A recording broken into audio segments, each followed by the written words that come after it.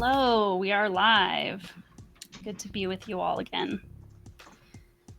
Well, and now this time we actually have a topic in advance to focus on, and we're gonna just play around with the idea of abstract theme.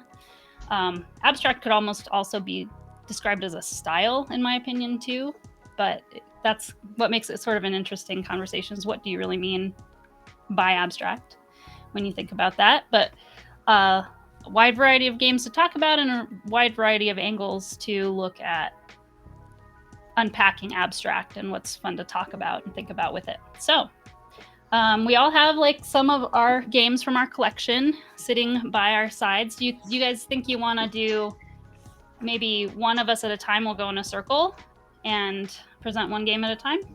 I think what might be useful is to start by defining what an abstract game is to us and what it isn't. Because I think that there's a lot of gray area there. For example, would somebody consider gin and poker and things like that abstract games? Usually not, even though they share a lot of the same characteristics with what others would say. Now, right before we started casting, Michael had mentioned, Mancala. Like that's one of the classic go-to games that I think people get introduced to early on, along with your Go, your checkers. Chess is a little bit more of a gray area. It's like how much theme does an abstract game need? Or can you have theme and still have, by virtue of its mechanics or scoring, an abstract game? So what do the two of you think? Heather, what do you think are the quintessential elements that make up an abstract game? I'm not really like married to any idea. I don't need one thing to be the correct one, you know? I think that there are different things that come to mind. Sometimes people think it is perfect information that makes something an abstract game, or some people, when they hear that phrase, that's what they're thinking of, something like Go or chess, or Onitama, where if you're trying to think of something more modern, where there's no luck. It's all based on the choices that you make. But it also can just mean very... if there is a theme, it's very minor, and it's about moving around on a board. It's maybe almost akin to area control a lot of times. Like spatial control is often a part of things that are more abstract that I can think of. Like spatial and pattern. Pattern recognition and things like that. And ability to plan ahead. So for me too, my husband Will studied chess when he was in high school, like had a chess tutor and likes to read chess puzzle books and stuff like that. But he's come to realize that chess is a exercise in who messes up first if you're actually really into it. But he's programmed his brain to really be able to think ahead many, many steps. And so it can become kind of impossible for me to compete with him in some of these games that are about thinking many steps ahead, like chess. So they end up not... I want some that have a little bit of randomization added into them. And then, So then do you think that word games like Boggle or Scrabble or Byword, do you think those fall under the category of abstract game? Or is that a completely different one, or do they kind of overlap?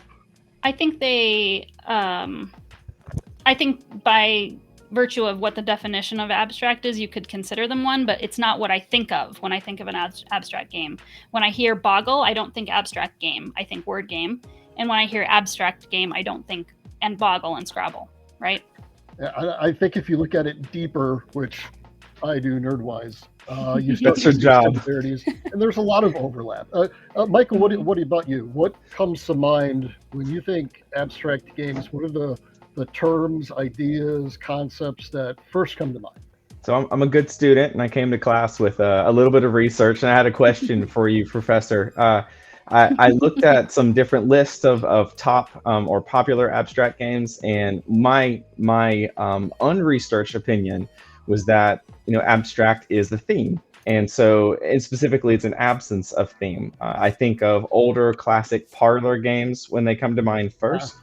And because a lot of games before I was introduced to board gaming as a hobby are largely themeless. You mentioned chess. Chess has like a sort of military theme to it, but something like Mancala, for example, has, as far as I'm aware, at least if there was a theme, it was lost in history. But that might not be true. Looking at list of popular games that are in the abstract category, I saw a few that were clearly themed. There was a game that I'd never heard of called Tiny Towns that looks really fun. That is about placing objects on a board and building shapes, but there's a construction theme tied to it. And so I wanted to ask you, and I think you guys have already started to kind of answer it, whether or not it is more the lack of a theme that makes a game an abstract game, or if it's more the mechanics. Heather, you mentioned perfect information, which is something I hadn't associated with abstract games, but that does seem to fit with at least my experience, which would make them a type of puzzle against another player. So I guess I'm throwing together some of my experiences with abstract games without studying it like an actual subject, and I'm curious to hear how you would define it. Give us a clear textbook definition, understanding that we're allowed to move in and out. You know, like you said last week, that we don't want to pin something down and be quick to not call it something, right? Well, it's weird because it's really hard to define what a game is first. There are different ways to define that. But to go to the point of abstract and when does theme override it, I like roll and write games where you're rolling dice. So there is some RNG, something random is happening, but then you're taking the information that was created and doing something with it. So there's a really good game that Stronghold Games has, that's clever, where you're going to roll a bunch of dice and then you're going to fill in different parts of a score sheet. And that is just rolling and scoring points. A very similar game, which uses almost the exact same thing, you are rolling your dice and scoring points, except it's about construction and you've got a blueprint and you're going to score points by building a house by having certain shapes next to each other. And even, it's called floor plan, so even just with the cover and looking at that, you're doing virtually the same things functionally in each game. But I consider that's clever an abstract game, but I consider floor plan more of a strategic roll and write game, which is interesting. So it's because of the theme layered over it more so than the mechanics that you bucket them that way? Yeah, that's what I think. Because I am a floor plan designer. I have a role. I am looking at the game through the eyes of some either observer or participant. You know, in chess, the theme is not only warfare, but you are the person commanding the forces. So when you can put yourself into the game, or I should say, the more you can put yourself into the game as a role or an observer in there, I think the less abstract it becomes. Sure, that makes sense. I think in a lot of abstract games, we pull back to the third person observer sort of view, where instead of being in the game, like you might be in a dungeon crawler, you're watching the game, observing, and from on high, you know, choosing how things move. But you both said some buzzwords that I think were really interesting. Lack of theme, I think, is one thing that people think of. Heather had mentioned perfect information. There are other things. I think one of the things is that in a lot of abstract games, not all, but in a lot of abstract games, there is some procedural level of strategy. There are better moves than others. There are like calculatable, objectively, just better moves than others. Now, early on, when you're learning the game, you are making subjective decisions about this, but Heather had a great example with chess and with Will. You can study and learn how to become better. You could do that with almost any game, but with abstract game, becoming better at it has so many different ways of developing what are called heuristics, and that's just how we get better at stuff. So the more you play chess, the better you get at chess. The more you read about chess, the better you get at chess. The more you observe chess, the better you get at chess. And I don't know if that is true of all other styles and categories of games, but I think it's easier to do with abstract games because there's less clutter in the way. Sure. Theme, art, distractions between you and the gameplay. if that makes sense. Well, That makes a lot of sense. and the completely open information as well. You're able to know everything about the game if you sit and watch somebody play it. You can't know everything about poker unless there's a camera on. Well, like World Series of Poker, I think they do it that way, so everybody watching does know what's in everybody's hand. But a normal game of poker. So it's interesting because there are abstract games like Azul, which does have a random element. You are randomly drawing tiles and then putting them into collections that are going to be drafted.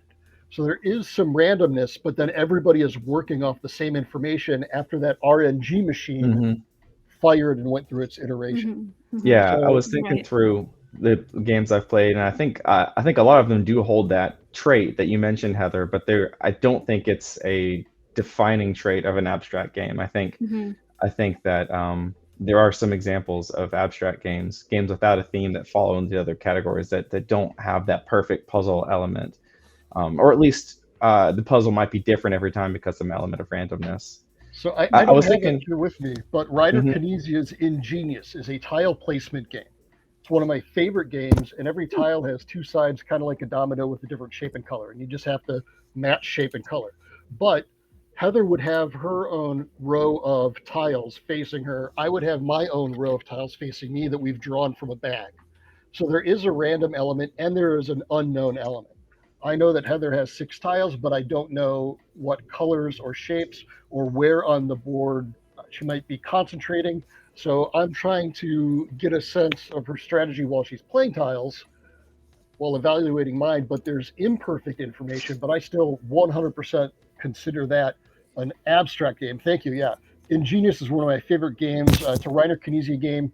Reiner Knizia is probably known for very heavy mathematic games that tend to be light on theme and in some way incorporate a level of abstraction that then has a theme layered over it.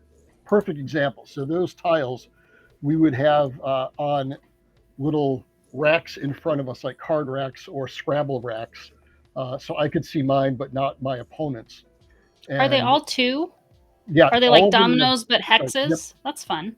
Yeah, and so you're building this board out until there's no more space to play them. And it's a really fantastic game, but it's got one of my favorite blends of randomness, imperfect information, but still abstract.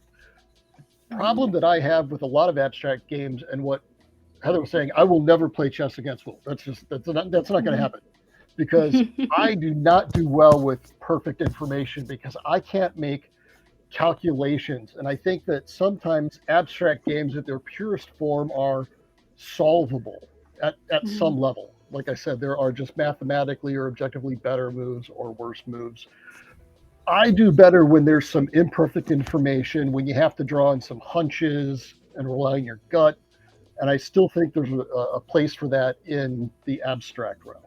So we've defined what an abstract game is. It's a game that is lacking theme, often involving a sort of puzzle or information solving, very mathematically driven a lot of the times, movements and pieces.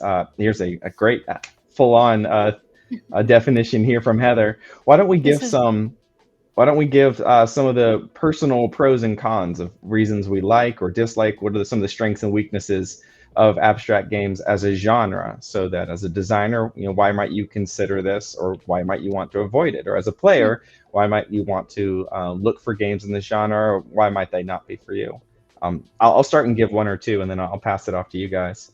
One thing I like about abstract games is that they don't always, but they can be very much on the simple side, because you remove a lot of the aspects of the game that can build the world and the story around the game, but can also add a lot of like new language and things to it.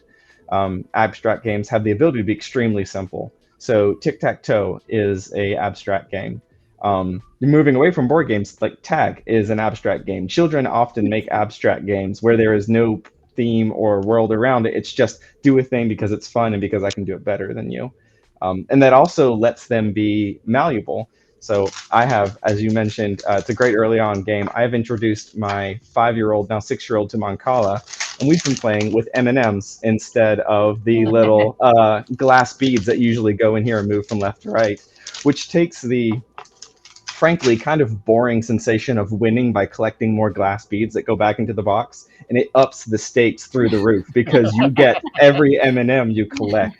And so I like the flexibility of games like this, and not all abstract games have it, but a lot of the simpler ones do, where you can create it or cater it to the people playing it. And as a designer, one of the strengths of an abstract game is it can often marry well into a lot of different themes. And so I know designers that exclusively build games without a theme, thinking about the mechanics and the way that everything works in the game and the balance. And they just don't worry about a theme. They work with publishers that are very strong at creating themes, and they try and layer those two things together. That can be a really good way to work with an IP.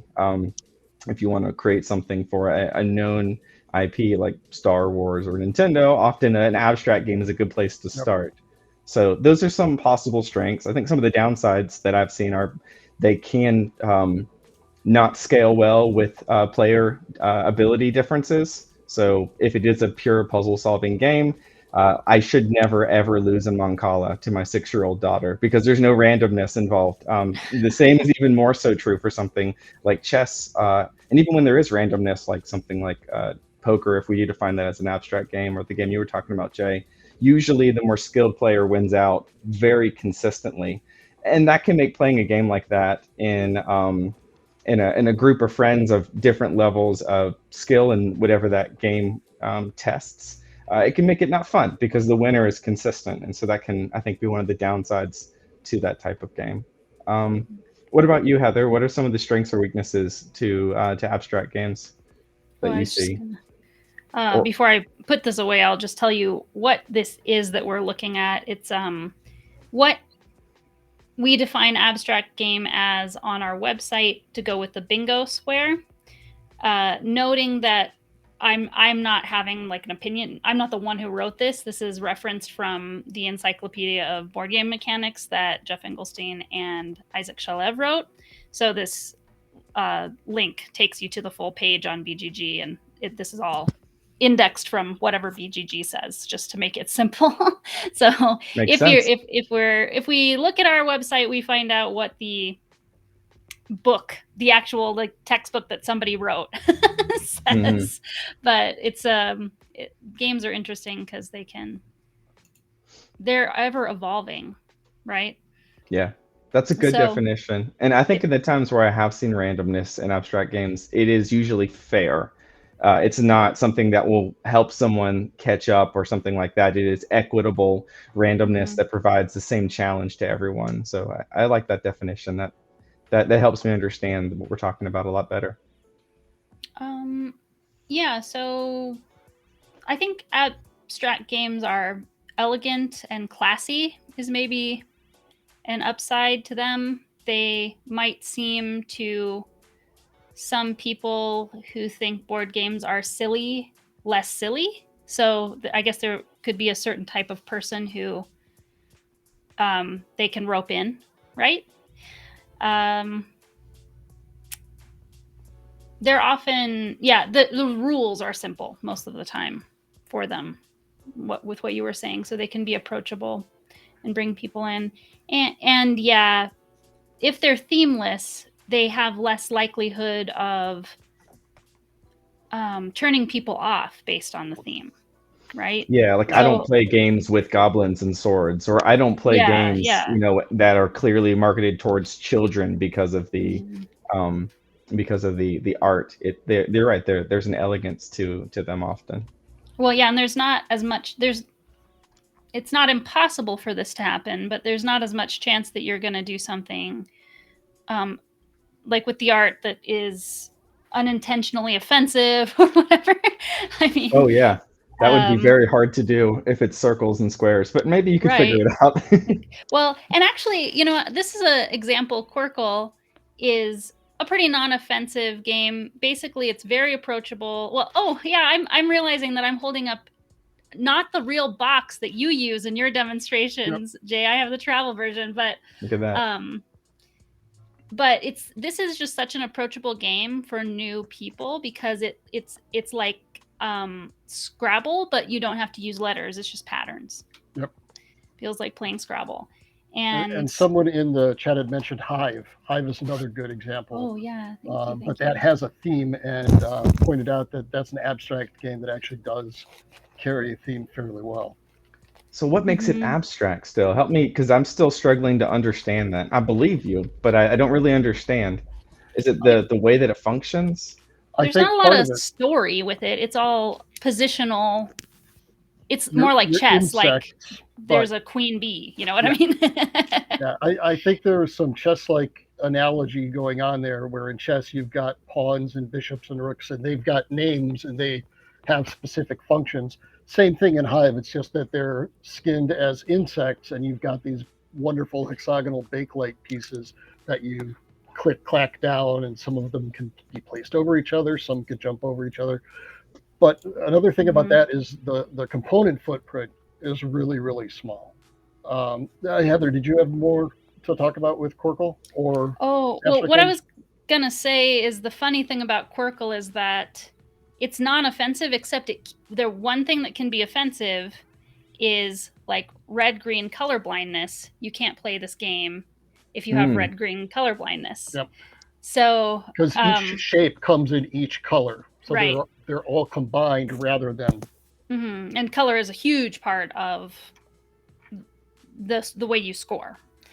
9% of gamers have color blindness. I've seen some friends of mine had a really clever idea just to put like get their own marker and just put a dot in the middle of the green ones. You know what I mean?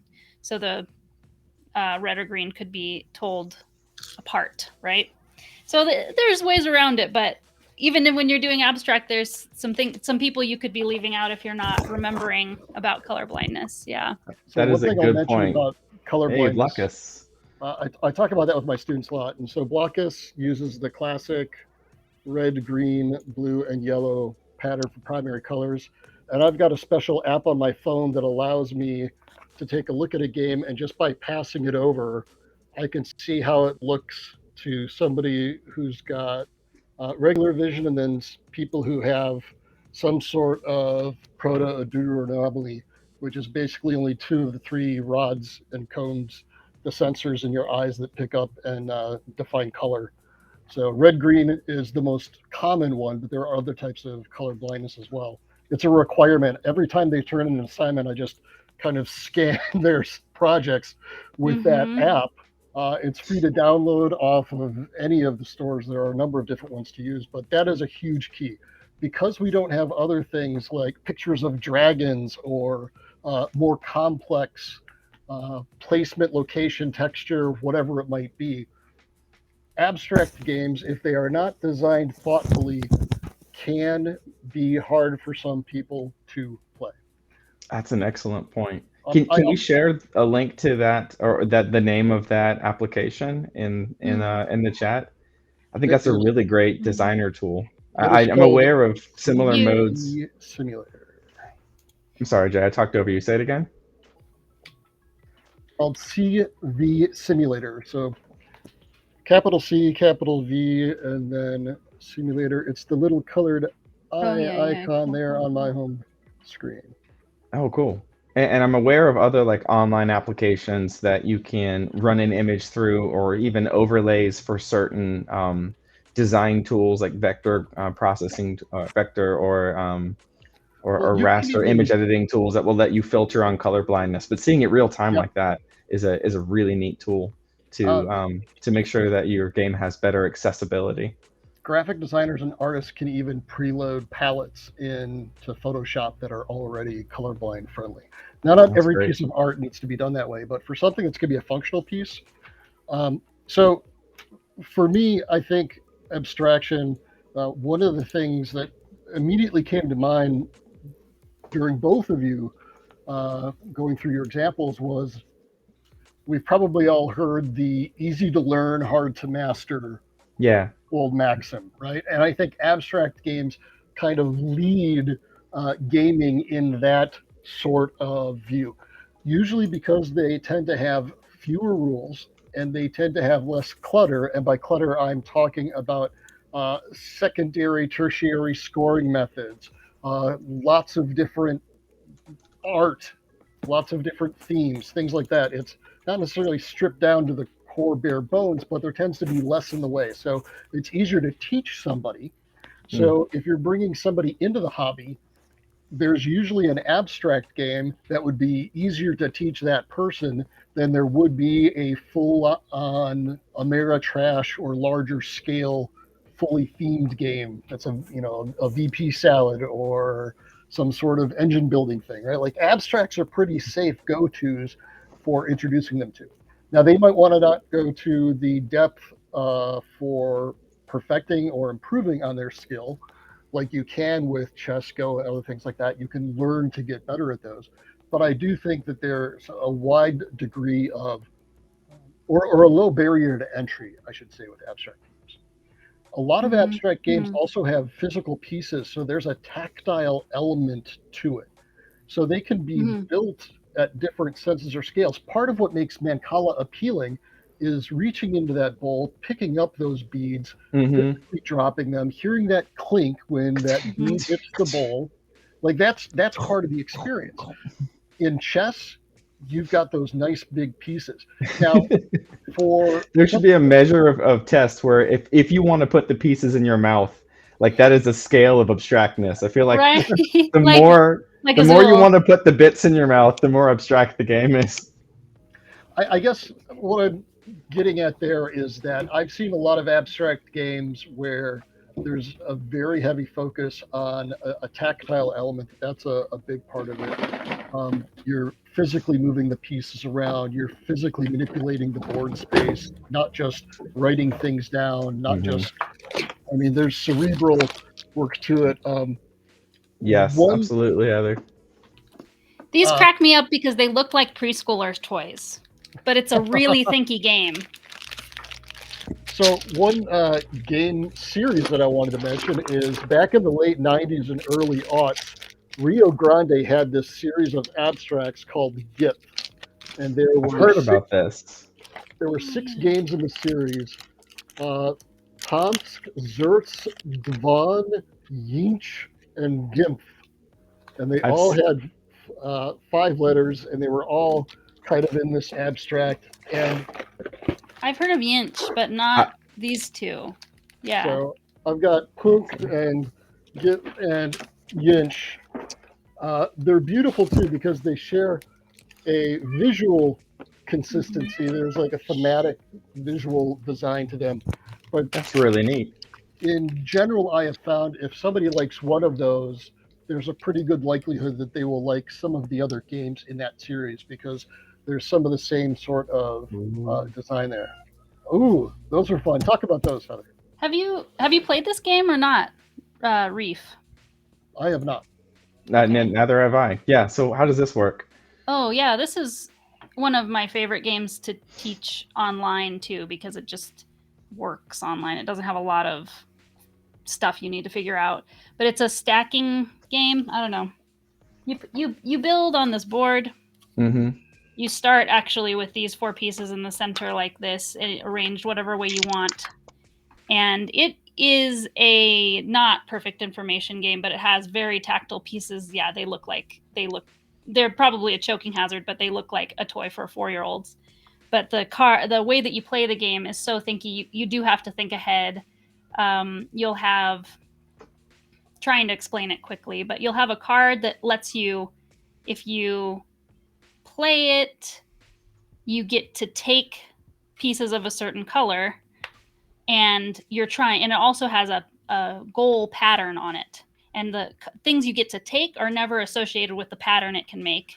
And so you need to pick a card from kind of further ahead in the sequence and go, okay, this is the one I'm going to turn in to get pieces so that I can fulfill this pattern later. And the patterns are things like get a 3 in a row diagonally at any height, but you also build up, and it has a max of 4 height but all the scoring is just based on looking down at your board. So like once I cap the green, it's not a green anymore. It's a red for scoring purposes. Should look so it's at very Pueblo. three-dimensional. Pueblo has these three-dimensional polyomino pieces. So think of blockus pieces, but with another dimension to them. And you're stacking them and they're colored. And the scoring eye moves around the board. So it's scoring based on looking at a side of the pyramid. And however many squares of your color it sees is how many points you score. So you might have a ton of points when it's looking at it from the north. But as soon as it moves around to the east, all of your pieces were covered up. And then Heather might be building up for a big score on the south at the cost of not having really high scores when it's moving around. That reminds me of photosynthesis, but how do you spell that? Spell it for me. Pueblo. Oh. The Pueblo Indians. Oh, you're just really putting some panache on that, so I couldn't quite understand you. We have a town called Pueblo in Colorado, and that's how we say it. My thick Midwestern accent. No, you might be more right than me. But so it is an absolutely fantastic game. This is one of my favorite games to introduce to people because the idea of stacking is really easy, and the idea of what you see is what you get is easy. You see 5 points of your color, then you're going to get 5 points. So like Celestial is in here. He's providing us translation services in chat. I appreciate that. Oh. It's, one of the things that games do really well, or can do really well, is create story immersion or allow players to, like you said, play out a role or bring a new perspective to storytelling that you won't get from a movie or a book or other mediums. But abstract games are interesting because they don't do that at all. They simulate something different. And what it reminds me of is that feeling that you get when you build or draw or make something. So like when you're a kid and you stack 3 blocks on top of each other, or when you are an adult and you learn how to make something for the first time using your own hands. I feel like abstract games tap into that a little bit, where there's a very simple set of rules, not unlike physics and friction and the gravity around us, and you learn how that set of rules works, and then you try and make something like a line or a tower or a path or a pattern. They're often about understanding something and then building it. And so I think I'm sure they don't appeal only to engineers as in the trade, but that part of our brain that I think all of us humans have that like to build and create and understand. It feels like this genre of games taps into that in a way that is hyper focused for this genre, while other genres will do this while also creating storytelling and letting players immerse themselves and take on a character and things like that. And I think that's really cool. I think it's also why this genre is so timeless. Well, I mean, we've had Go for thousands of years. Right. The Royal Game of Ur is the oldest game that has a rule book, and I think that's from the 400 BC. And then we've got Set or Senet that was found on Egyptian coffins. Like, these games have been around for thousands of years. Survived the test of time. And even chess, a fairly recent game relative to those. You just see it grow and grow. But going back to some of the things that we were talking about before, I had mentioned a small footprint. We had talked about simple mechanics, fewer rules, things like that. Not only is that appealing to be able to introduce a new game or two, but I think abstract games are an excellent place for a designer to start. Instead of worrying about theme, instead of worrying, does this feel like I'm a scuba diver? Does this feel like I'm chasing dinosaurs? Whatever it is that they're caught up with there, is strip that away and think of one thing at a time. Think about the mechanics. Think about what you're trying to get your players to think, do, or decide on their turn. I want them to worry about space. I want them to worry about how close or far they are relative to their opponent. I want them to worry about a pattern. Whatever it might be, I think abstract games are nice because you can have one of those considerations. You feel good about that, add a second one, feel good with that, maybe add a third one, boom, and you're done. So you can take some tried and true mechanics and methods and find a different way to combine them or a different way to present them to the player so that they have to make slightly different, meaningful decisions and giving them interesting choices. I just got an idea for our stream, and I need a minute to pull it up. But would you be interested in putting your professor hat on for me and taking a look at my attempt at designing an abstract game and running that filter you just ran over it? Like, help me understand what are the core concepts that I'm trying to get players to look at? What is the interesting mechanic? And where am I wandering away from what I should be doing? Like, is it about space? Is it about patterns? Well, while you're pulling it up, I think we need to take a minute for chat too, and just say, Yes. Joachim is on your team as far as the confusion of what really makes something abstract. I mean, I think to me, it matters more what people think you mean when you say abstract, right? So, or what they're picturing and expecting to be able to play. And I don't think themeless is really the number one thing. It's the thing we say a lot, but Reef is beautiful underwater art, and like games sell better when they have beautiful art. So if you're releasing an abstract game nowadays, you're probably going to want to at least put an artistic type of theme on it and just at least make it look aesthetically like something. So, and also all the things that are new about being an affiliate that we're not really having a lot of time to dig into, but it looks like Joachim very kindly has gifted our friend Kirsten a sub. Hey. So we have our friend from Germany taking care of our friend from New Zealand. That's awesome to see. Thank you so much. Thank you for the sub. Yeah, and we need some bells and you know what? I have something here. A sub happened. So wait, do I have it? Yay! And also you probably have cheer modes now. I tried something. I don't know. You might have a new feature, viewers. Oh, let me swap over and see what I can do in chat. I can claim bonuses. I can.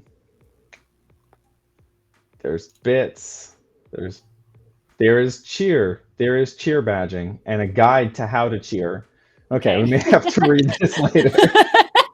Well, I can tell you. We'll try it out. Our number one, my very, very first. Thank you, Joaquin, for the gifted subs. Yes, is the very first one I made is if you come to our Protospiel tested streams, Amanda's cat, China, who she started sending me just pictures of China's face, like because I went to her house and the cat was just staring at me with this attitude face and it was just making me laugh. So now just basically anytime she thinks of me, she'll get a picture of her cat and be like, this is her mood today. And one of them was it was so like hype, it was like so I called it China Say What, and it's our very first emote that I made in honor of Amanda and the way we friend. So that is awesome. You have China to be shocked face. You can emote. I won't mess with it here, but I will figure that out whenever I'm watching a stream later. So yeah, we're moving. We're slowly but surely learning how to use all the bells and whistles, and and we definitely want to. What the game that you made, we probably want to make sure we have time to play it, Michael, with the letting them maybe try to cheer and vote for one or the other option too. Let's leave 5 minutes for that. We can do that right now or get to it in a minute if you want to do this feedback thing real quick on Kaleidoscope. What do you guys want to jump to? I'm open to either.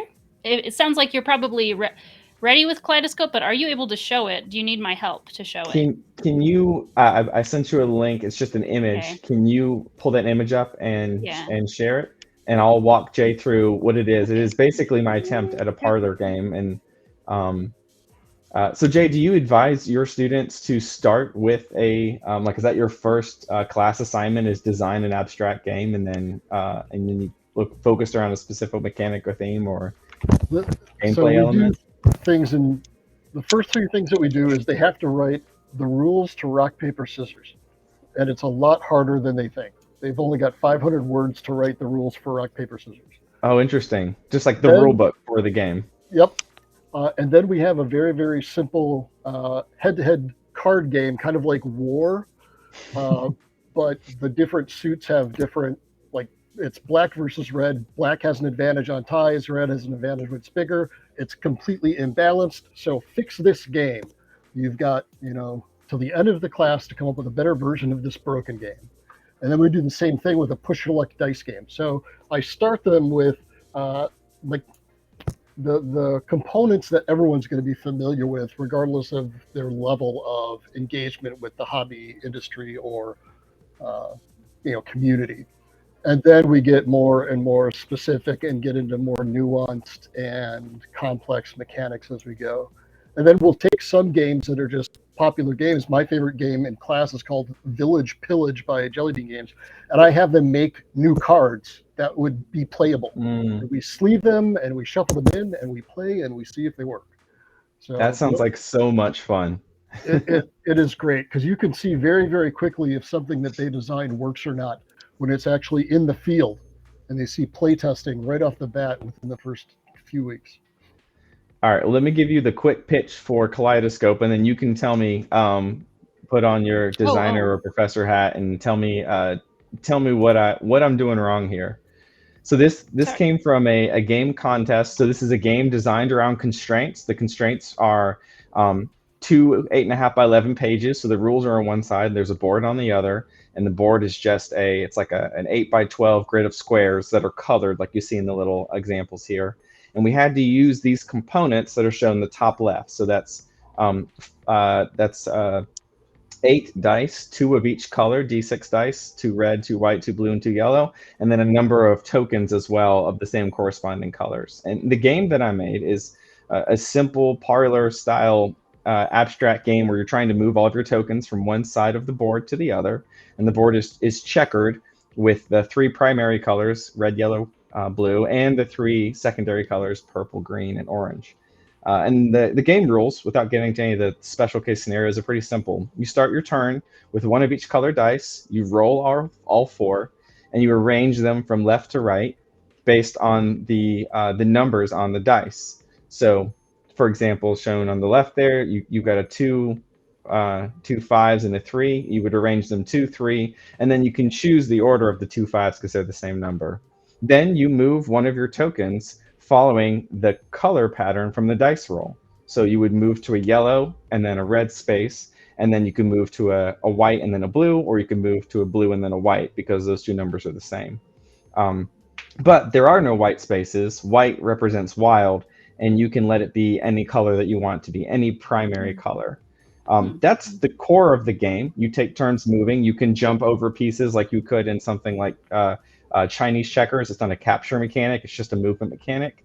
The one extra thing to add there is that you can also combine adjacent colors in your pattern, like yellow and red, to make orange and move into an orange space. And those spaces are positioned basically as barriers or roadblocks, and by making certain color combinations, you can create shortcuts and get from one end to the other. So that's it. There's no theme on it. It's just about thinking about colors, color patterns. I wanted it to be a game that could be played without being legible. I have these pretty rudimentary symbols behind the colors to work around color blindness. And that's the game in the nutshell. What are your impressions on that, and what advice might you give me on this idea? It's a little blurry, so let me make sure that I understand. But in yellow, you have a triangle. In red, you have a square. So in orange, you have both a triangle and a square. That's right. Correct? Okay. Yeah, that's the symbology to represent the colors. Yeah. All right. And are there just lanes, and you stay in those lanes, or are you crossing lane to lane, moving and zigzagging across without being able to see the full board? hard to visualize that. Yeah, so the full board is I think it's 8 by 12 or 10 by 10 or something like that, and you are moving around it in orthogonal or diagonal, one space at a time. It's not lanes, it's like a free area you can move around. And you've got 4 pieces of your color or 3 pieces of your color that you're trying to navigate, all 3 from one end to the other. So basically think a multicolored checkers board that's not just 2 colors, but 6, and you can move around not just diagonally like in checkers, but orthogonally as well. So if somebody came to me at a convention and wanted me to take a look at this, the first thing I'd ask them is, so why did you design this game? What are you trying to achieve with this game? So what were your main goals? Now, it was a contest, but within those limitations, you still went in there with some sort of intention. So Yeah. what were you trying to achieve with what you've done so far?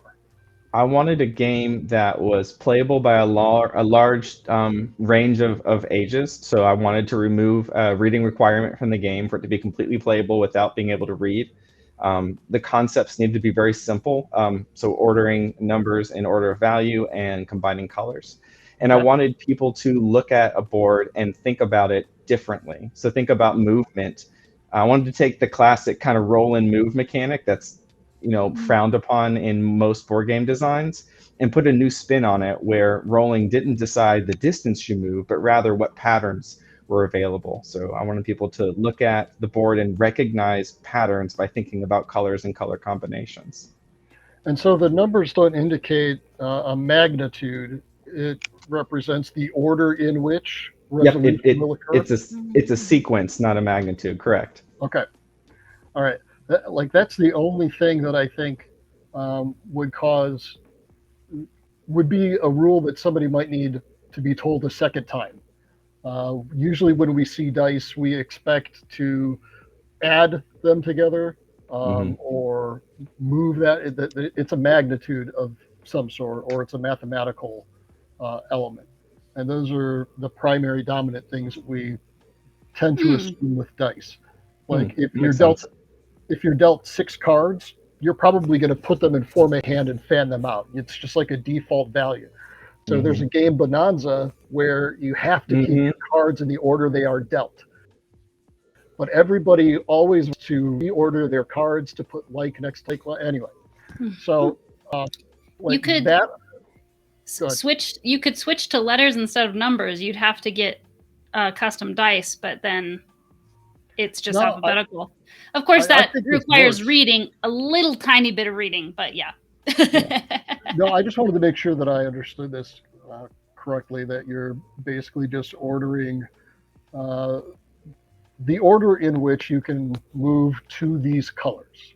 Yeah. So again, correct me if I'm wrong, if I've got a blue space, I'm blue, and I've got a piece still in the starting area, and I've got a piece that's advanced partway up the board, and in your example here on the left, 2 is my lowest number and 2 is yellow. So in either lane, I could move either of my blue ones to the closest yellow, or it would have to be an adjacent yellow. It's adjacent movement only. Okay. So with the exception being jumping over tokens. That's a good, I like that you immediately identified the rule that needed the most clarity. That's a really good rule book proofreading technique to be able to see right away the thing that was most likely to be misunderstood and to make sure there's adequate emphasis on that. And is all movement orthogonal, or can you move diagonally as well? It is orthogonal or diagonal. Okay. So that gives you quite a bit of flexibility. It does. And I'm actually working on a redesign of this game that uses hexagons instead of squares, because I like the way that omnidirectional movement works when you're dealing with hexes instead of with squares. I don't want to run too long on it because I know we've got 2 things to get into yet, but that's I guess any final feedback on that? Or the other thing I would ask is, what is it not accomplishing that you want it to, so that we can take a look at different ways that we might remedy that.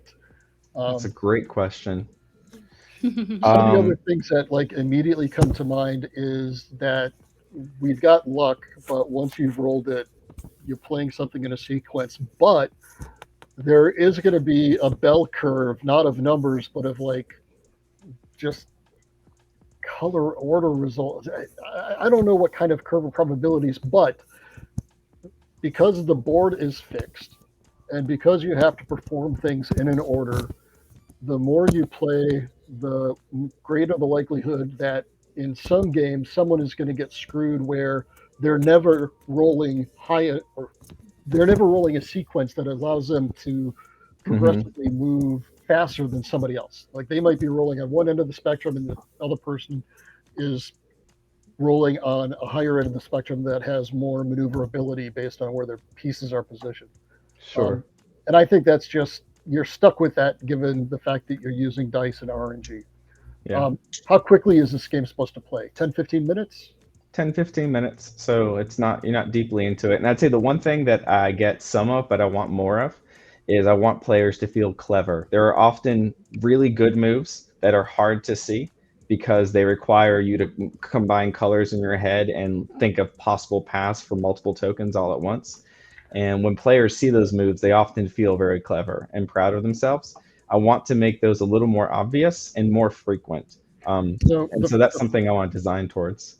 The first thing that jumps out is under your jumping tokens, you say that you can only one token can be jumped at a time. Well, if you're able to arrange things or align them so that you could make a 2 or a 3 disc jump, more opportunity for those. That's going to feel really gratifying. That's a great tip. Thank you. If you have some wild spaces on the board where when you land on this space, you can use any die in your sequence to move from there. Or I'm trying to think of something like that. You've got a wild die that you can choose a color with, but you don't have wild spaces on your board that allow you to do something cool and clever. And there might be an opportunity for that. For example, if you land on this space because you use a wild die, you get to take another turn, or you get to re-roll one of your dice, or something. But it could still remain fairly simple. That's great advice. Thanks so much, Jay.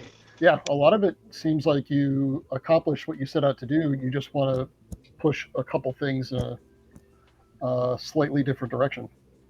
This is really interesting. I'd be interested to see how it played, and then I'm sure after 10 minutes I would talk your ear off for hours about it. I'll bring a copy along to Geekway, and maybe I'll let you play it at Geekway if we get to run into each other there.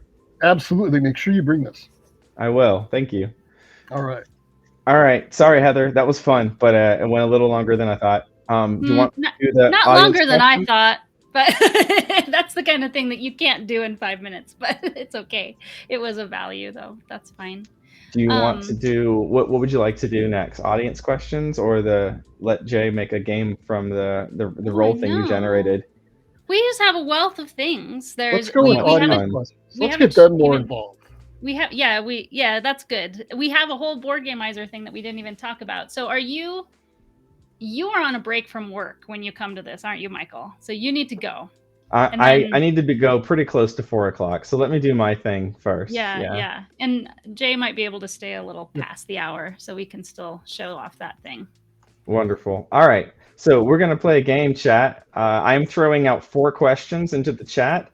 And your job is to choose a question for us, the hosts, to answer by voting on it, by giving it a cheer. The question out of these 4 cheers the question with the most cheers of the 4 I've just posted, we will answer, but you will also get to choose how long we need to answer for. So after we select a question by giving it the most cheers, I will let the chat decide if the hosts have 5 seconds to answer this question, or if they have to answer the question for a full 60 seconds. So pick the question and then pick the time, and then we have to do what you say. I have that. So I think you'd almost have to say, like, I only made 3 emotes so far. I can make more, but we'd have to say, like, China is introvert, extrovert. The unicorn is, what was your first game design? What did you have for breakfast is the heart. And, like, if you abstain, then it's your favorite place in the world. Okay, I see what you're saying. So the cheer is not like a like on a comment. It is it's a emote into it. I think so, but I don't really know. We're such Twitch babies. We don't know what we're doing. I know. I But just want to answer questions. If that is how it works, we can maybe make a graphic that shows like 1 equals AB. You can do ABCD, and we can do right? We will get that down. For now, let's just say it's A, B, C, D. Comment A, B, C, or D for questions A, B, C, or D, and we'll let that be the voting system. I'll go ahead and give you guys 15 seconds to vote now. Vote A for the introvert question, B for first game design, C for breakfast, D for favorite place in the world, and then we'll let you pick on the time. Oh, yeah. All right, coming in. 10 more seconds. Anyone else want to vote? Otherwise, we're going to go on D. Aww. Because we're short on time, how about if today we go with 1 minute? Mm-hmm. Well, the shortest thing is 5 1 seconds. minute or 5 seconds, yeah. Well, okay, that's the challenge. 10 seconds, 30 seconds, 60 seconds? 5 seconds is just, I got to think of something before I blurt it. That's the whole game. You got to write your rule book in 10 words or less. Man. All right. So we've got a split. I'm gonna be the deciding vote here. We're gonna go with favorite place in the world. Chat, do you want 60 seconds or 5 seconds? Go ahead and I'll let Kay decide because Kay chose the topic. How long do we get to answer? 5 seconds or 60?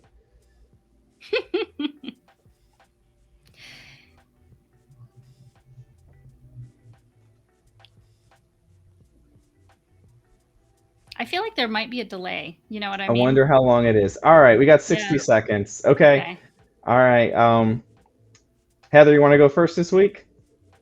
Sure. I think I know the answer. You gonna throw a timer up for yourself? Maybe. I don't have the one queued up, but here. I'll eyeball it. Go ahead. You use your phone. Hold up your phone. Yep. That'll be faster. I've got my phone up. All right. So since you're not answering. What we're doing, 1 minute? Yeah. Yep. 1 minute and. You ready? And I have to keep talking until you're done. Yes. Yeah. All right. You're up. My favorite place in the world is Hawaii, specifically the Big Island. My husband and I have a time share set up where we don't actually own property in Hawaii, but we're allowed to trade. And so we've used it every time to go to Hawaii every about 3 or 4 years. And it kind of feels like home away from home. I love just the very laid back, the culture of that island. It's still America. It's pretty easy and light to travel there, but it also feels like another country. Especially the resort where we can stay because of our timeshare is just really beautiful, right by the rocky ocean. I'm not so much, my mother-in-law loves white sand beaches, and I love the awe of the sea and the waves hitting the big black rocks and seeing like the sea turtles and all that sort of thing. Oh, and Puhuanua Ohananau specifically is like my very favorite place. All right. Hey, it's a funny word. You got to hear a funny word. I need one a day to keep me going. My parents lived in Hawaii 3 separate times over the course of their marriage, but never when my brother and I were around. He was. All right, Jay, you want to go too? You know what? You go next, Michael, since you've got a time constraint. Okay. All right. So you're up in 3, 2, 1. All right. My favorite place in the world is also an island, but it's on the other coast. It is the island of Nantucket for a number of different reasons. It is an island of family history for me. I have direct relatives back to one of the few families that settled the island. One of the few, let's say, Westerner families that settled the island. It was inhabited by Native Americans long before any of us came here, but it got its fame because it was the whaling capital of the world, and I have relatives that were on the ship, the Essex, which is the ship from Moby Dick. And holy crap, I'm almost out of time already. It is also where I went for my honeymoon, and we've brought our family back since several times. It's a magical place. It, like I think many islands, feels like its own place to itself. There's a culture and a uniqueness there because it is separated from the mainland. and it just holds a lot of fond memories for me. All right, very well done. All All right. right, Jay, you go, and then I will leave you guys to it and drop off. All right. And 3, 2, 1. Oh, Well, go ahead. all right, this is really tough for me, but I'm going to have to say Busch Stadium in St. Louis, Missouri. I am a big sports fan. And after graduating college at Bradley University in Peoria, Illinois, my wife went on to get her master's degree in St. Louis, and it was a big move for us. But I love sports, and soon I was able to get a job at the Sporting News. And one of the best things working there is they had raffles where you could get tickets to sporting events. And I kept on winning tickets to Cardinals games. I got to sit right behind the umpire. I got to sit down the first row line. I got to sit and watch games the year Mark McGwire broke the home run record. I got to see Albert Pujols' rookie season. I got to see them win, and it's just something about being at a stadium and walking into a stadium and seeing everything there. It's bigger than you expect. It's fun. I always felt like it's a safe zone. I love it. There we go. Nicely done. All right, as always, love chatting with you guys. Thank you, Kay, for letting us share a little bit about our lives. We love letting you guys get to know us better, and we hope to get to know you guys a bit better too. Yeah. I'm going to drop, but I will talk to you two later. All right. Thanks for the game, Michael. Bye. Yeah, I'm gonna. Now that he's finally gone. And let's see. Well, Jay actually prepared something in advance, so we won't hang up right away so that he can show it to us. And this was the Boardgamizer thing, right? And you were slightly cheating. You looked at it in advance. I wanted to see what. I mean, I didn't know what the rules were going to be. Right. Well, I made it possible for you to look at it in advance, and we didn't really decide whether or not it was allowed, I think. But yeah, so I have made sure abstract is part of it to be going with our theme, but then I took the rest random, and this is for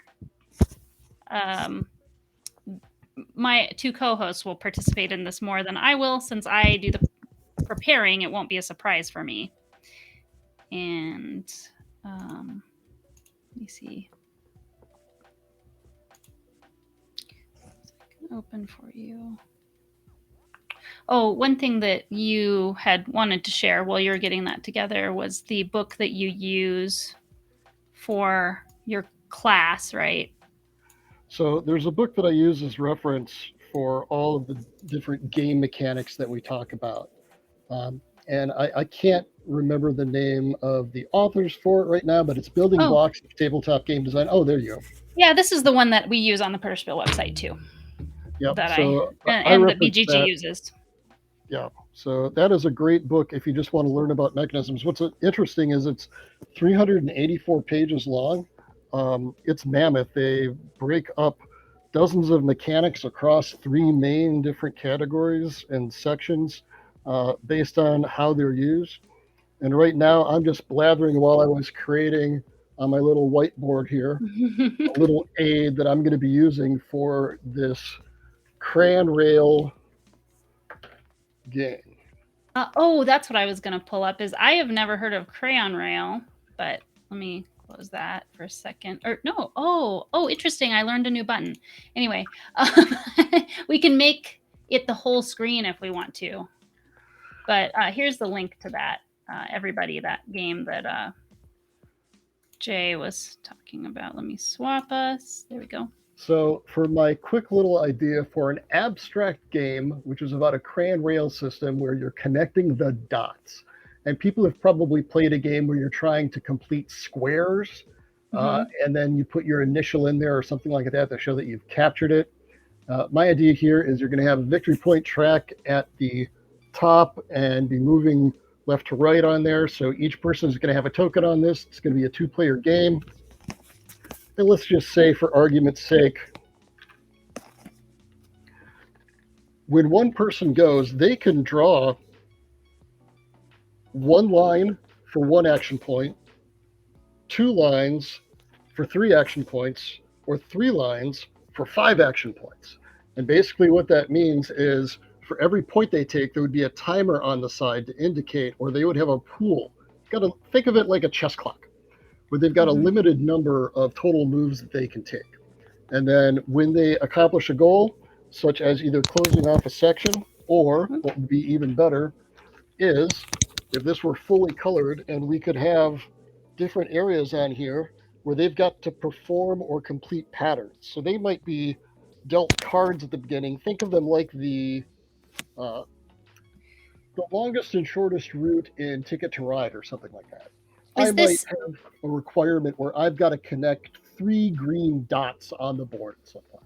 Is this a group central board, or does everybody have their own personal board? This would be a board in the middle of the table. That's another thing about these crayon rail games. Instead of having a personal sheet like a lot of roll and write games where you're writing down, heads down on your own, and then you're going to be comparing them afterward, this would all go off of a main central board. So you can choose kind of chess clockwise to either make a lot of small moves, or tactically at the right times when you can close something off or beat somebody to a resource, make fewer long moves. My other thought was that one of my favorite games in the world is Thebes, since my accent is so strong, where basically the initiative system or the action point system is a track of time. And after I take my turn, if my turn took 5 weeks and I'm now ahead of Heather, Heather keeps going until she passes me on the time track. So you can keep on taking actions until you've gone beyond me. If you go beyond me by a bunch, then I'm going to be able to take a whole bunch of actions, but we keep leapfrogging each other in this like initiative track around the board. And so once we reach the end of the board, the game is done. Like Takedo. I think it uses the same sort of idea, yeah. But it's interesting because there you have to decide. A big part about Thebes is digging for antiques, and you have to decide how many weeks am I going to commit to this dig site. So if I commit 3 weeks, then after I'm done, I will advance my timer piece 3 spaces. So if you are behind me at that point, then you would go again. If I'm still behind you, then I could take another action. But I have to choose before I resolve my action how many points or how many weeks I'm going to invest.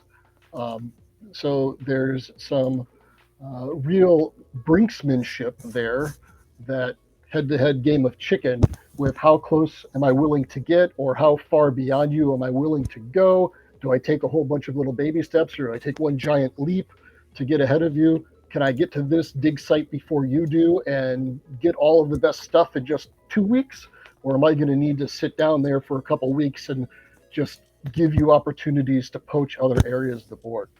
So I was thinking for this thing, you've got a central board.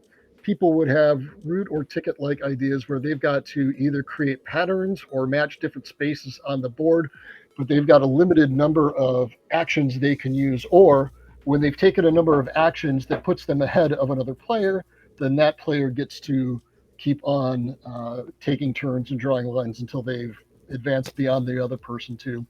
And it would be the first person to reach the end of the track, since this is a victory point one.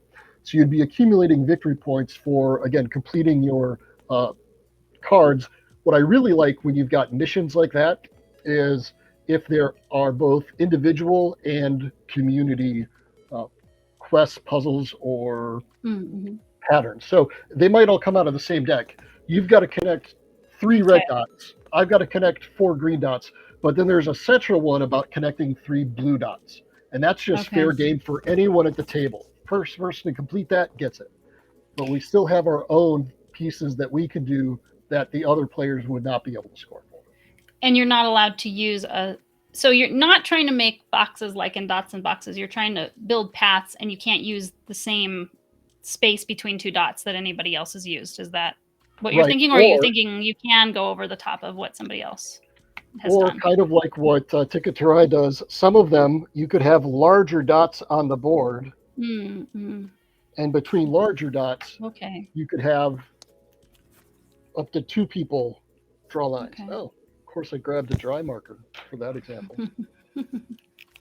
So between certain dots on the board, maybe red could draw a line, but then blue could also draw a line there for some of them. But it's really interesting. I only spent about 10 minutes before this trying to get some ideas on. But this is the sort of thing that if I were to work on this, I would probably print something out really simple that I could throw into Photoshop, add a couple layers, call up a friend, get into Discord or open up like a Teams or a Zoom call and just brainstorm and say, all right, what are you going to do? All right. And you'd write for them. Maybe like you'd have the one board and you'd write for them. It came to mind for me is like, even though you might actually draw in real life, if you wanted to do it in a digital tabletop, you could just get sticks and let people sit them on the spots that they would draw. Since in digital, it's interesting. Digital world is can be the total opposite of in-person world. Like that would be a more expensive than roll and write prototype to make in real life. But on the tabletop, it's less overhead, assuming you're using something that doesn't have a writing tool. Another idea that immediately comes to mind whenever I think of this point-to-point sort of drawing or movement system is Tron light cycles, and how you like keep on going in one direction and then you're always moving in 90-degree angles, but you could still create a race where you've got to get around obstacles or you're trying to pin your opponent into an area, and the larger the area or the smaller the area you're able to pin them into, the more points you would get, because you're trying to get them to like turn in on themselves and capture themselves, and then you kind of seal it off or something like that. But growing up, I loved the Tron light cycle idea and concept in video game and the way that they were able to visually present that. So whenever I see, especially a perfect set of grids like that, I always think of Tron, and placing the sticks down would make it even more visual because it's a literal wall, and you could play off of that idea too to kind of visually reinforce a very light theme on this. Yeah.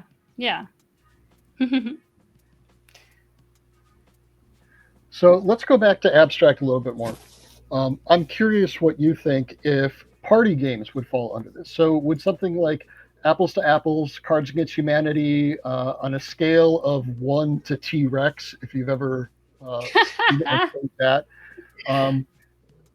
But some party games have a very specific theme to them. One of my favorite party games that has a theme is Someone Has Died, where you're at the reading of someone's will and you're trying to explain why you should be getting certain things from their will. So that one has a pretty heavy theme. But then there's something like Dixit. Does Dixit really have a theme? Would you make the argument that Dixit is abstract? Codenames. Ostensibly, you are a spy, and there's our spies on the tokens. But is that really a thematic game, or is that an abstract game, or is that a party game? I think I would. I think Codenames, number one thing, its actual function is as a party game. It works very well as a large group game. It also is a word game, like the kind of the part of your brain that you use to be good at Codenames is language center and reading people, or just knowledge of the way the people that you play with think. So, and that's very party game like too. Okay. And it also accommodates a really large group of people, and people can come and go from the game. They can leave the game, or they can leave their team early. They can join in a team in the middle. So it's a very good, it's not by any means, Codenames is not my favorite game or a game I like crave to play, but it's got a lot of utility when it comes to evangelizing board games. It is a well-designed game that is a good example to use. We play Codenames in class, and then eventually, as we get closer to the end of the semester, to help them prep for the final, they make their own Codename set using terms from class. And so then having them try to figure out or associate different things, that sounds mechanics, fun. different ideas. I've gone to conferences talking to teachers about integrating gaming into their classes. So I was talking with a chemistry teacher about like, what are some ways that you could do other than just putting elements on here? Are there some chemistry terms that you could put on here that you could kind of have people think of or associate in different ways like that, or words that mean more than one thing? That's what's so interesting about Codename, is when you get a word that has multiple meanings, like bend. Bend could be bending over. Bend could be around the bend on a lane. Bending your knee. There are a lot of different ways that somebody might interpret bend based on the conversation that's going on or whatever it might be. So to answer your question about whether it's abstract, I mean, I would go back to, I think people harp on themeless a little more heavily than I think it makes sense to with abstract games.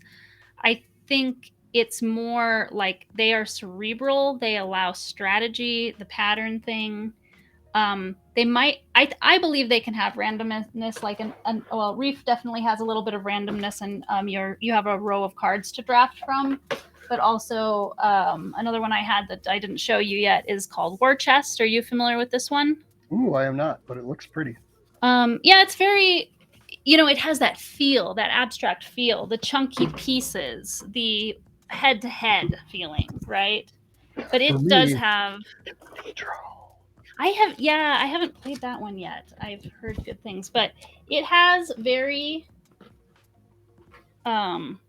chunky pieces. It has these like poker chips in here. It's shiny. Let me see if I can get that off so you can see it a little better. Has that cover to hold them in, which is nice. But so you have all these different symbols. They're different kinds of pieces. So they're kind of like chess pieces. But there's like a card that goes with them that says, this is what this one can do. And like some of them are more vulnerable to certain kinds of attacks. Some of them have ranged attacks, like there's archers and things. But it's also a bag building game. So it's kind of like a mix of chess and Dominion. Interesting. And with Will, who he likes abstract games to be more perfect information, or he's very good at them. Although I think there is some level of like, it's only fun if the person is matched to you and they're also having fun. And if I'm like, I don't get it, it's not as much fun for him to play with me. This one, he was aggravated because he was like, I just could not get in my abstract groove. And I was like, that's because we're playing a deck building game. You needed to think about it like Dominion. He's like, oh yeah. Yeah, I see what you mean. So just talking about playing on equal footing, I have not played Scrabble since fall of, let's see, is it 93? Because my wife was pregnant with our first child, and I took the triple word space from her with it, like the cheapest word you could use. And she had a bingo, which means you could play all 7 tiles in your rack, and it was like going to be like quixotic or something like. It was like going to be an incredible score. She's never beat me at Scrabble before, and so she flips over her tiles. She starts bawling, and she's like, "Don't you know I'm pregnant? Damn it!" You're like, well, don't you know I can't see your tiles? I'm planning to win. Yeah, we don't bring up Scrabble in the house anymore. We don't play Boggle. Like I'm not allowed to bring up or suggest word games around here. Oh, I love word games. Well, and there's like 2 different kinds of word games too. You're talking about spelling games and somewhat vocabulary, but that's like a puzzle. Rearrange letters to make words. That's one kind of word game. Boggle is another great example because it's visual spatial, but also creative. So if there are the letters A, R, T, and S in a square, my right hand just starts writing down rat, rats, art, tar, tars, right? And I just know Taz, and there are a whole bunch of 3 and 4 letter words that you can do. And I just start writing those down while I'm looking for other patterns elsewhere on the Boggle board. Or bananagrams, I think, is another good one for that sort of thing. And then there's word games like Codenames and Just One. And I haven't gotten to play it yet. I really want to. It's up there right above where you can see in my camera, but So Clover, I've heard really good things. Haven't gotten to play it yet, but those kind of like word association games that are about vocabulary and also making connections with concepts, right? So rather than the letters, right? Designer Marcus Ross blended a word game with party games where you're drafting letters out of a central deck, and you can only draft like 2 vowels and 3 consonants or something like that. So you're drafting letters out of the center. you make a word, and then there's a whiteboard, and you've got to write it down. But then there's some thematic element, like each letter has to be in its own burning house. So you've got to draw these little burning houses for it. Or you have to write each letter upside down in there. So you've got to do this other skill along with the word skill. And they're silly. And we're racing to try to do it. And it's just really, really interesting to be able to pair a word game, which I like very much, with party game, kind of funny, silly things that sort of levels the playing field. I might have a great word, but I've got to write this upside down with my left hand, because you can give people, like if I'm just better at these, then you can give me more of those than I have to perform before I'm done than others. Maybe a kid only has to do one, but I've got to do two. Does that make sense? Yeah. Well, so you could just play with a handicap, or it's something that other players could be like, you're doing too well, so I attack you. Maybe either. There are a lot of easy to house rule that it can be played. I don't know how his final version came out, but he brought it to Protospiel one year, and I could not get enough. I just wanted to play that the whole weekend. I absolutely loved it. Not yet published. Is that what you're saying? I don't know. I don't. Because I was like, what are you talking about? I haven't heard of that yet. What did you say? Sorry. I think it is called Word Splash. Okay. But it may not. I'm not sure. But anyway. Yeah, Just One is a very approachable. Also, that's another really good game to get people into games. And it, it's such a simple concept, but it's amazing how funny, like the funny moments that come out of playing Just One. I'm not sure if I'm talking past you, like you've not played it, but it's a cooperative word association game where you all somebody is it. You go around the table being it. You have to have your eyes closed, and you pick a random number that's on a card, and that tells everybody what the word is. Everybody can write just one word, and all the answers are just one word, and you get just one guess. So that's why it's called Just One. But everybody tries to write a word that will help you think of that word, but it will not be the same as what anybody else wrote, because they'll all reveal to each other before you open your eyes. And if there's any matches, they don't get to show you those. So you want to think of something, but it's not that obvious. And I really like that. Yeah, and also, but then I've had a time where, I don't know, it was like Cinderella, and somebody wrote apple because they were confused about. They were thinking of Snow White. You know what I mean? Well, at least no one else at the table probably wrote that down. So it's really confusing. Right. And sometimes you can, who said you. It's not like they're thrown in randomly. You see them in front of you, right? In front of the person who said it. So, and it works very well on Zoom too, is the other nice thing about that game. It's extremely, you don't, one person needs to have the game, and you can just play it on Zoom. I hadn't even considered that, but that's a clever way of bypassing the physical space. That sounds really clever. And it's fun because for something like that, a lot of times people ask, do you start with a theme and then design your game, or do you start with the mechanics and then find a theme? Or do you start with a restriction and figure, how am I going to get past this restriction? And it would have been really fun if I would have woken up one day and just said, all right, everybody can only do one of something. So they've got to do the best one of something that they can. And then start thinking about, what is it going to be? Is it going to be an auction?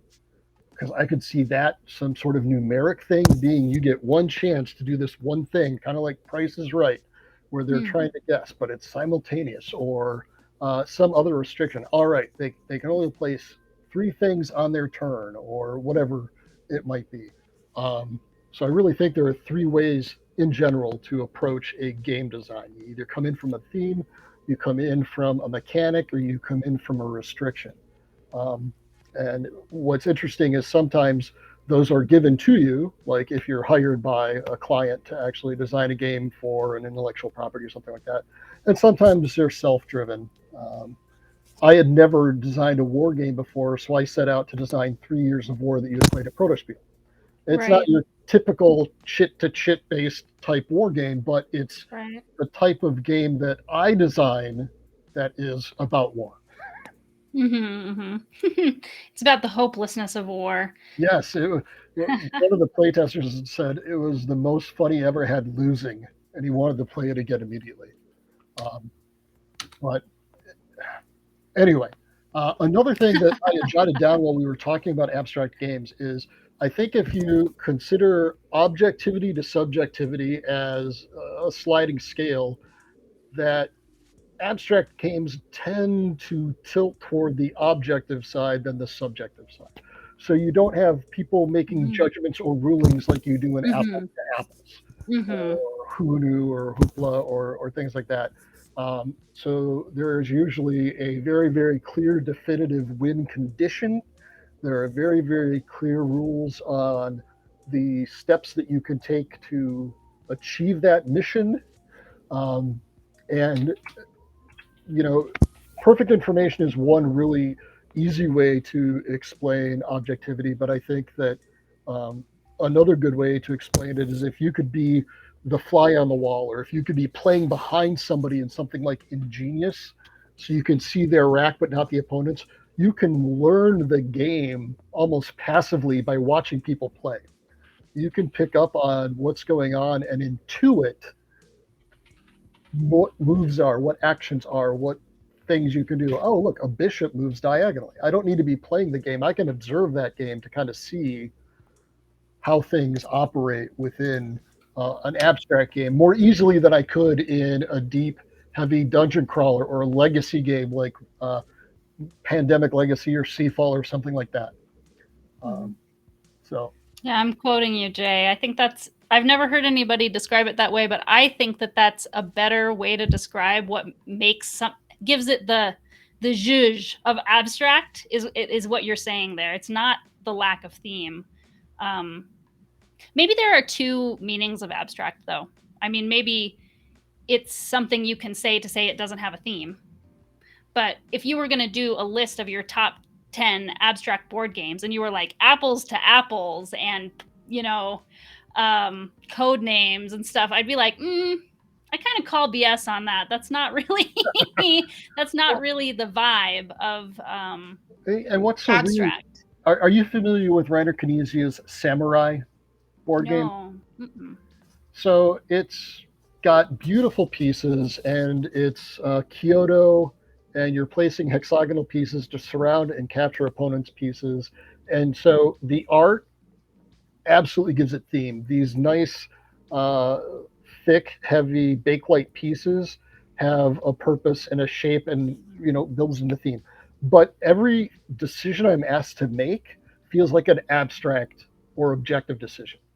So I don't feel like a daimyo or a samurai when I am playing the game. That's not what I'm trying to think tactically or strategically. I still feel like I'm making the sorts of decisions that I would be making if this was just, if you stripped all the color off and all of the pictures off and it just printed it on a grayscale printer, with letters on them instead of all that stuff, it wouldn't feel all that much different to me. Yeah, and that's what's going on with this game too. Like, yes, we're underwater. Yes, we're building a coral reef, but we're making those objective decisions. Yep. We're not thinking about fish, really. You might be able to. So we're not engrossed in a story. And I looked at that. My first thought was about making a sandwich, where you've got a bottom piece. Each one of those is like, here's the lettuce, here's the meat, here's the cheese. Oh, some more lettuce. Right, and then you put something on top. So like you could functionally play the same game if they were just a little bit slimmer, and make it about making sandwiches, and it would functionally be the same game, right? Well, except that sandwiches have an expected thing like that bread will be on the top and bottom. Oh, have you ever gone through whether it's a sandwich is two pieces on the top, a bun is a side, and a bottom, and all the different definitions of is it a sandwich or not? But the way that they cut the bread at the sandwich place in our town is like a slit. They don't cut it all the way through, so it's more like a hot dog bun. Oh well. And that's where we what come is a sandwich, folks? Yeah. Yep. Talking about bread. Oh man, I'm hungry now. Yes, I didn't quite get time to finish my meal before we got started. So I got to get back to that too. But has been awesome hanging out with you, Jay, and good to have you all with us in the chat. I can say I tested it. Do you see China say what? China say what? I don't know. Okay, so when I share it on the screen, this is cool because this is what you have to type to make that emote come up. But there is a menu in the bottom corner where the little face is. If you click that, you see our highlighted options, and I can potentially add some more there. So we could also say for Michael's thing, Jay, we can all of my emotes have to start with my code, right? They're all going to start with Proto25 and then the name of the emote. So, a simple thumbs up, thumbs down set of emotes might be helpful. A flag emote. Yay or nay. Actually, I think they have one that we don't even have to make called yay or nay. Like, I think you can also just click that and type. Oh, no. I saw it in the dashboard. I just don't know how to use Twitch, y'all.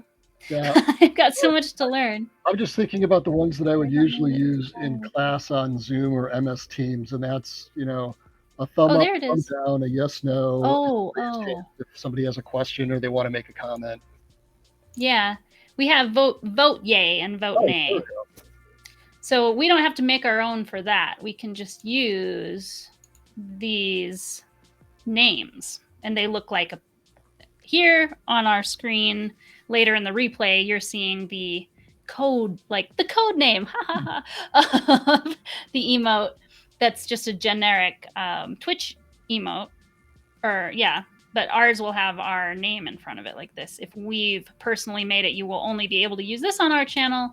These guys are on other channels. Got to make sure you got the right number of A's in the what? Right. Exactly. It's not China say what. It's China say what? Well, a pleasure as always, Heather. I look forward to the next time we get together. What you want to tell folks what's on the agenda for next time?